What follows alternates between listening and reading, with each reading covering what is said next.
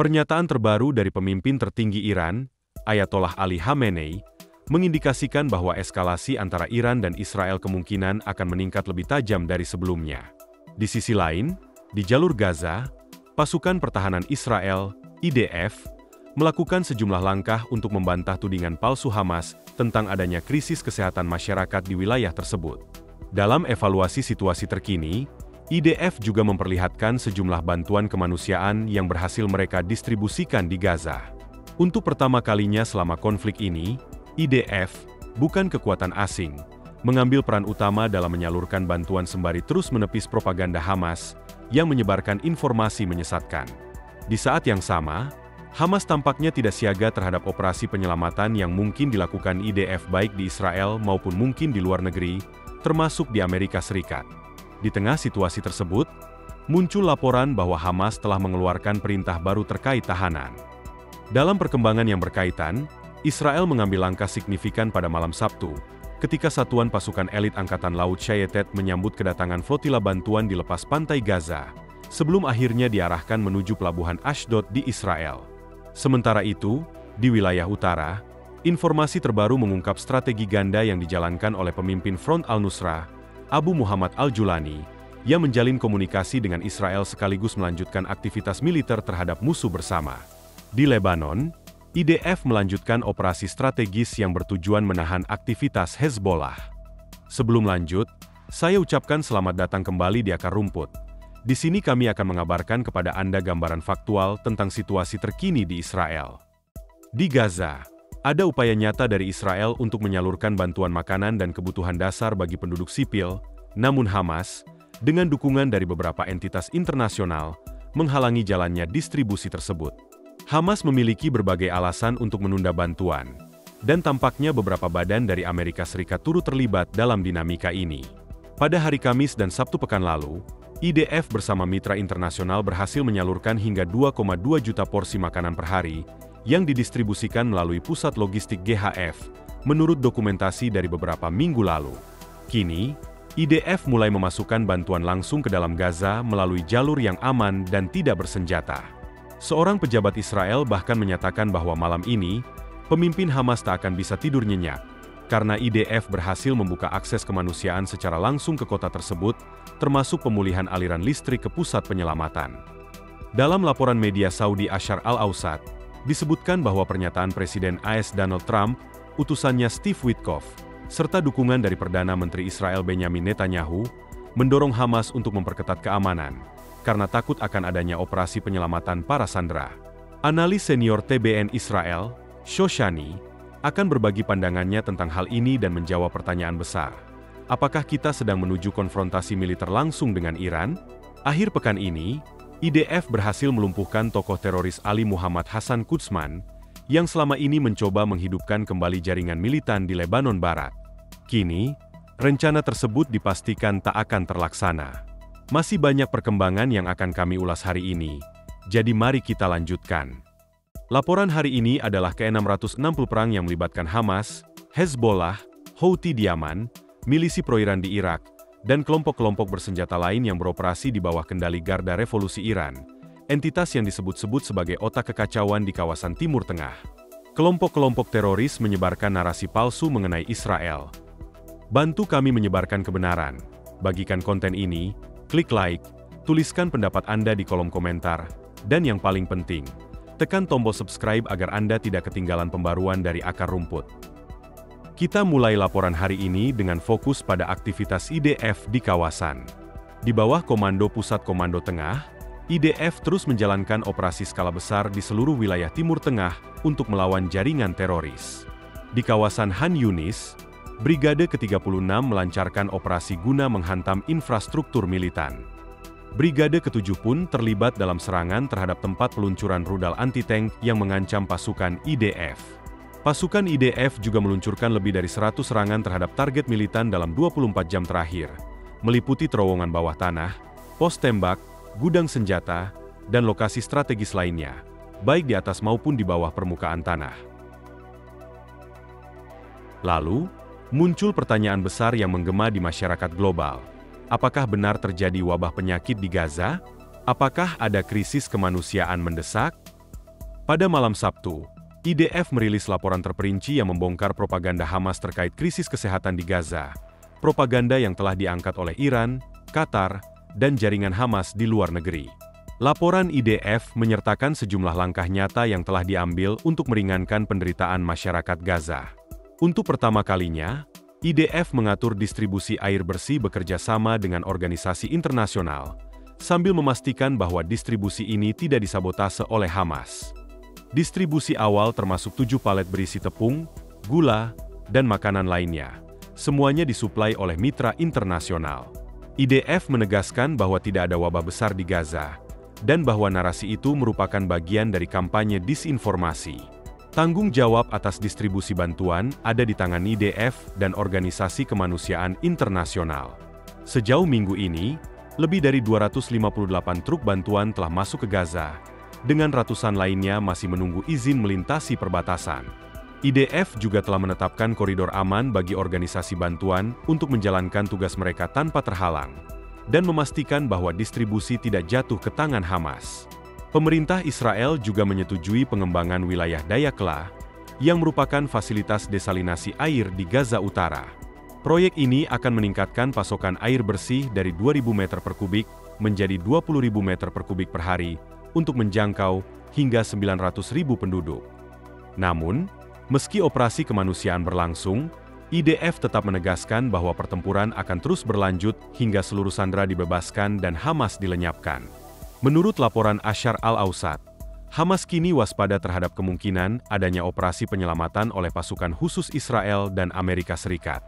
Ini menyusul kebuntuan dalam negosiasi dan sinyal dari Tel Aviv dan Washington tentang opsi militer. Dalam responsnya, Hamas disebut telah memperketat pengamanan dan bahkan mengeluarkan perintah bunuh sandera jika lokasi mereka terancam oleh operasi militer.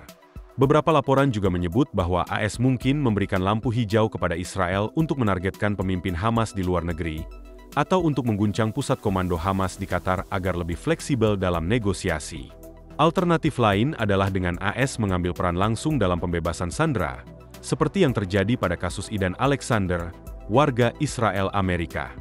Hal ini memungkinkan pembebasan jenazah tanpa harus menekan Israel untuk membebaskan tahanan Palestina. Mari kita kembali ke berita utama hari ini, dan tetap memusatkan perhatian pada jalur Gaza. Di tengah berbagai perundingan, skema distribusi, dan tekanan politik, juru bicara militer Israel, IDF, mengumumkan pada akhir pekan bahwa akan dibentuk sebuah jalur kemanusiaan khusus di Gaza. Jalur ini bertujuan untuk memungkinkan konvoi bantuan dari Amerika Serikat serta 8 organisasi kemanusiaan lainnya dapat melintas dengan aman, guna menyalurkan bantuan makanan dan obat-obatan kepada warga sipil Gaza. Sementara inisiatif ini berlangsung, perlu Anda ketahui bahwa program distribusi makanan dan bantuan dari GHF masih terus beroperasi aktif di 4 zona aman, Netzarim, Rafah, dan Al-Mawasi, yang kini menjadi pusat evakuasi dan logistik penting. Wilayah keempat juga aktif dan sangat strategis dalam mendukung kelancaran penyebaran bantuan. Diperkirakan ada sekitar 1,25 juta warga yang berpindah ke zona ini, mencari perlindungan dari konflik yang terus berkecamuk. Sebagian besar dari mereka tinggal hanya beberapa ratus meter dari zona Netzarim dan Al-Mawasi, membuat akses bantuan ke lokasi tersebut menjadi sangat penting dan mendesak. Tidak dapat dipungkiri bahwa kondisi kemanusiaan di Gaza sangat mengkhawatirkan. Rakyat di sana benar-benar memerlukan bantuan nyata, cepat, dan aman. Namun, juga harus diakui bahwa perang ini tidak akan berlangsung sejauh ini jika saja Hamas bersedia untuk menyerah dan menghentikan perlawanan bersenjata mereka. Bahkan Presiden Otoritas Palestina, Mahmud Abbas, telah berulang kali memperingatkan Hamas dan mendesak mereka untuk membebaskan para sandera sebagai langkah untuk mengakhiri konflik yang berkepanjangan ini. Namun, negara-negara Barat yang menganggap dirinya demokratis seringkali mengambil pendekatan berbeda, dengan justru menekan Israel agar menahan diri, tanpa memberi tekanan setara kepada Hamas. Kini, mari kita bergeser ke analisis dari Shoshani, analis senior urusan Timur Tengah, yang akan memberikan pandangan mendalam seputar ketegangan yang meningkat antara Israel dan Iran. Pertanyaan utama yang kini muncul adalah, apakah Israel dan Iran benar-benar sedang berada di ambang perang terbuka? Meskipun sempat muncul jeda setelah serangan besar di bulan Juni, fakta di lapangan menunjukkan bahwa kedua negara masih aktif mempersiapkan diri untuk kemungkinan konfrontasi lanjutan, baik dalam bentuk diplomatik maupun militer. Dalam pembicaraan kali ini, Mati akan mengulas bagaimana Israel berupaya memantau dan menahan laju program bom elektromagnetik (EMP) Iran, sambil bersiap dengan langkah-langkah pertahanan dan serangan balasan yang sesuai. Seperti yang dapat kita lihat, meskipun tidak ada kesepakatan gencatan senjata formal, aktivitas militer dan ancaman verbal terus terjadi di kedua belah pihak. Iran telah mengeluarkan beberapa pernyataan keras, menyiratkan bahwa mereka tidak akan ragu untuk melancarkan serangan mendadak ke wilayah Israel jika dirasa perlu.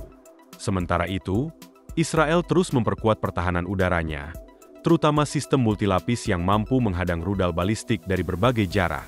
Sistem ini telah beberapa kali membuktikan efektivitasnya dalam mengatasi ancaman dari Iran dan kelompok-kelompok afiliasinya. Di sisi Iran, mereka juga tidak tinggal diam. Upaya memperbarui dan memperkuat sistem pertahanan udara mereka berjalan intensif, termasuk dengan mencari bantuan teknologi dari negara-negara seperti Tiongkok, karena akses ke Rusia semakin terbatas.